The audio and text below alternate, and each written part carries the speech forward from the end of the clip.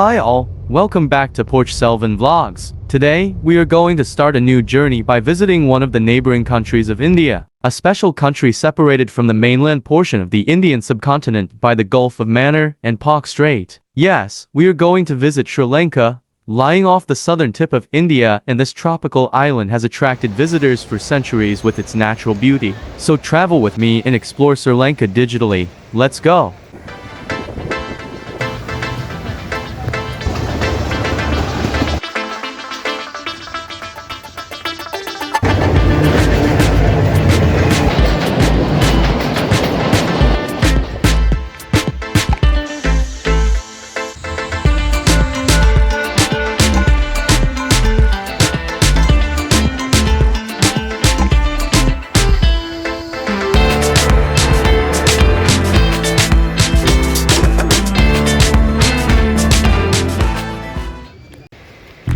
Hello guys, our goal is to travel on a budget by backpacking to all places. Sri Lanka is one of my favorite countries, which I have been planning for quite some time. Sri Lanka is just 1.5 hours distance away by flight from Chennai. I have booked the Air India flight, which costs you around 15,000 for a round trip, but I have some different plans for our return journey, so I just booked a one-way ticket. Traveling to Sri Lanka is feasible. Sri Lanka is visa-free for Indians, yet travelers should obtain an ETA, the Electronic Travel Authorization, online. Fill all mandatory fields and submit your ETA application. We received our approval status within 5 minutes. This is my first time traveling an Air India flight. The aircraft type for Air India flight is an Airbus A321, is a narrow-body, twin-engine jet airliner, and a member of the Airbus A320 family. It is designed for short to medium-range routes and can carry between 185 to 244 passengers. The A321 is known for its versatility and is used by airlines with various business models across the globe. The flight departed exactly at 5:45 a.m., and I really had a warm experience with Air India. As soon as the lift off, they started serving our morning breakfast. I had ordered a vegetarian meal, which included idli sambar, vermicelli khichdi, a bun, and a yogurt. The airline provides the breakfast that is already included in your ticket, so we can relax and enjoy our breakfast mid-air with an amazing view of the morning sun.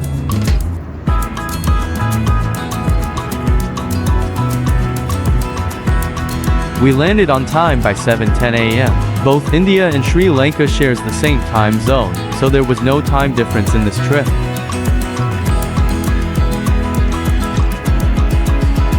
Welcome to Sri Lanka, guys. The immigration was easy and swift. As we showed our ETA, we were allowed to enter the country. The airport was neat and clean with all required amenities. It's a small airport. As you head out, you can see currency exchange, car rentals, ATMs, and SIM card vendors. People Bank is the only place we can exchange Indian rupees, and with zero commission in this airport. Other exchanges do not accept Indian rupees. If you ask me, either exchange from India or withdraw from the Bank of Ceylon ATM with zero commission charges. I exchanged from India itself. Sri Lanka has 3 major network providers: the SLT Mobitel, the Airtel, and the Dialog network. We chose the Dialog SIM card, which cost us 1,400 Lankan rupees per head, for 20 gigabytes of data with 170 for rupees worth of calls and SMS for 30 days.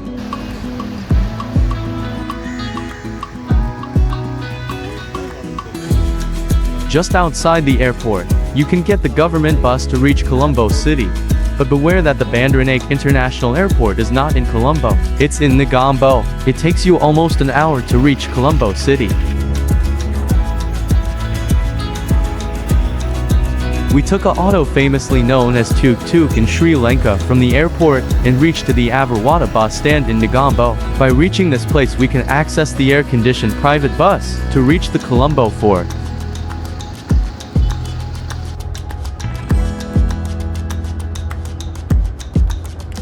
The bus from Avarwada bus stand will reach the Colombo Fort bus stand. It's a compact bus, and cabin baggage can be placed in the front. but if you have a big trolley or a backpack, you have to pay extra. We reached the Colombo Fort bus stand and headed to the Fort railway station, which is just a walkable distance away. We went there to verify our online train reservation tickets at gate number 17. Always carry Xerox copy of your ticket, guys. It will be really helpful. After checking our tickets, they said that we don't need any manual tickets for online reservation, so you can just show your ticket copy to the ticket collector and travel on the train.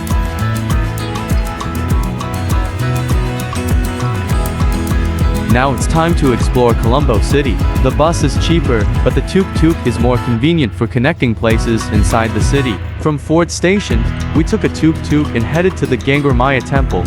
It is one of the most important temples with a mix of modern architecture and cultural essence in Colombo.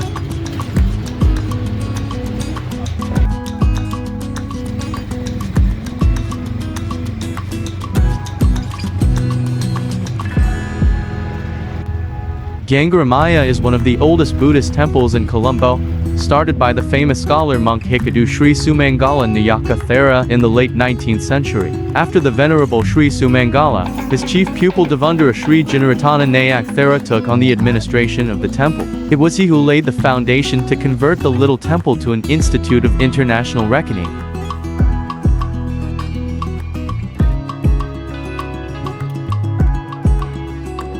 The next chief incumbent was the Ven. Devendra Kirthi Sri Sumangala Jinaratana Vasisara Thera, the teacher of the Ven, Galboda Nanisara, who worked to make the Gangur Maya what it is today, much more than a temple in the conventional term, but a place of worship, a seat of learning, and a cultural center.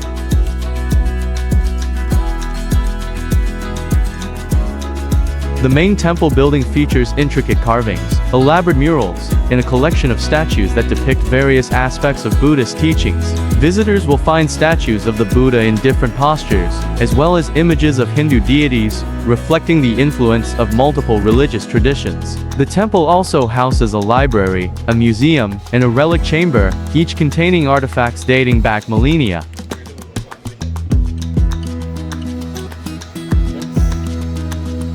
The Gangur Maya temple also features a collection of gifts and donations from devotees around the world. The temple's museum contains an impressive assortment of items, including vintage cars, jewelry, and religious artifacts. If you are wondering where they came from, they are all parts of the massive contributions made by devotees over the years.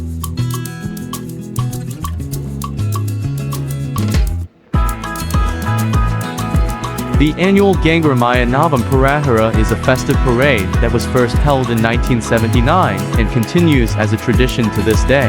It features elephants draped in colorful costumes, traditional drummers, dancers, and hundreds of monks, and it attracts thousands of local and foreign visitors every year.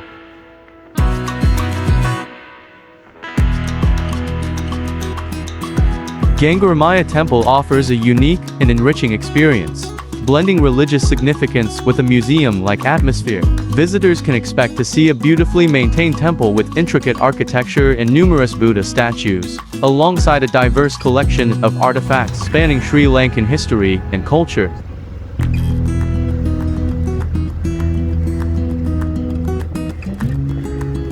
After visiting the temple, we took a tuk-tuk and headed to the Gale Face Beach in Colombo. Guys, believe me, traveling around in tuk-tuk is really a wonderful experience.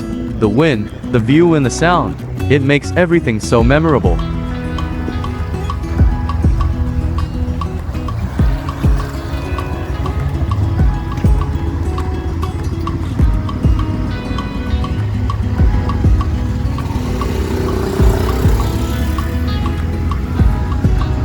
Gale Face Green is a popular urban park, an oceanside promenade in Colombo, known for its vibrant atmosphere and beautiful sunset views. It's a great place for leisurely walks, kite flying, and enjoying Sri Lankan street food. While it's not a traditional beach for swimming due to strong waves, it offers a lively and scenic space for relaxation and socializing. This seafront promenade is the most famous spot for iso vadai, with vendors selling them from carts. Iso vadai, a Sri Lankan prawn fritter, is a popular street food in Colombo, particularly at Gale Face Green. These deep-fried snacks are made with a spiced lentil batter, often with chickpeas, and topped with small prawns. They are typically served with a spicy sambal. It really tastes good and a must-try food in Sri Lanka. There are many street food stalls here. You can try all the local delicacies in one place. You can find a variety of vendors selling local favorites like Iso vadai prawn fritters, kadu roti, and fresh coconuts. The area comes alive in the evenings, with food stalls lining the promenade offering a vibrant atmosphere.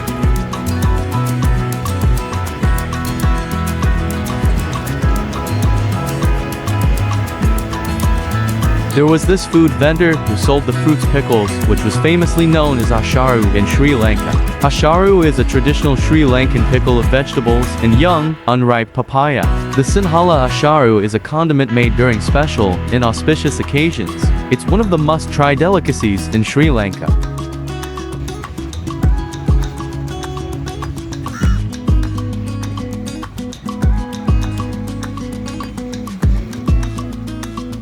The Sri Lankan national flag is hoisted and lowered daily at Gale Face Green. This ceremony is performed by the Sri Lankan Navy. The flag is raised at 7 o'clock a.m. and lowered at 6 o'clock p.m. each day. Gale Face Green is a popular public space in Colombo, and the flag ceremony is a daily event that is often watched by locals and tourists alike.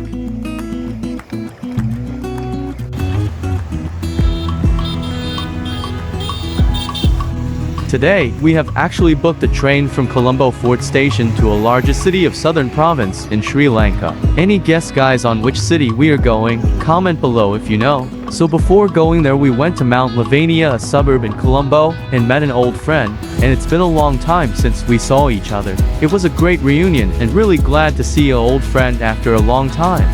Later we all had lunch together and we boarded our train from Mount Lavania station.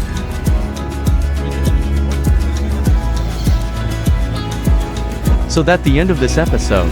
From our Sri Lanka series guys, comment below on which city we will be visiting next. Subscribe and give a like on my video if you like my travelogues. See you soon. Until then, this is Porch Selvin signing off.